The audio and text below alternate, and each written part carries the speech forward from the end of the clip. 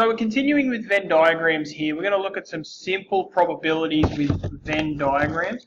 Now you'll remember this from a previous video. This is my Venn diagram that I'm set up. You can see our universal set, if you add up all these numbers, comes to 28.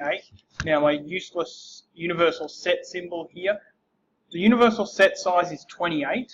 8 plus 5 plus 7 plus 8.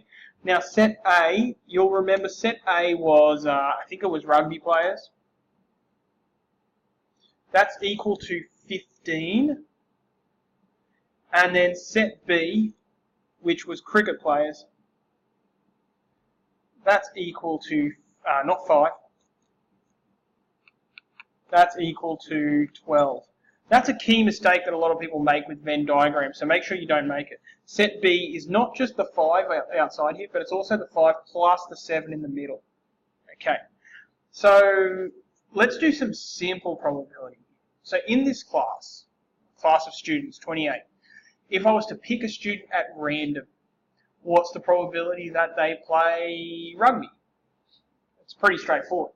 Now the probability that someone belongs to set A, so the probability that someone is in set A is equal to the number of set A, or the size of set A, over the size of the sample space. Now in these particular questions, the sample space is the universal set. It's the entire class.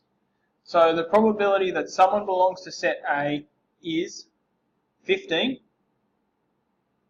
over 28. Okay, and you can simplify that. My brain is having a little bit of trouble simplifying that right now. No, can't simplify that. So 15 over 28 is our probability that if you pick a student at random in this particular class, then they will play rugby. Now you can do the same for cricket, obviously. The probability that someone belongs to set B will be equal to, the number of people in set B over the number from the sample space, and that's going to be equal to 12 over 28. And you can certainly simplify that. It's going to be something like 3 over 7.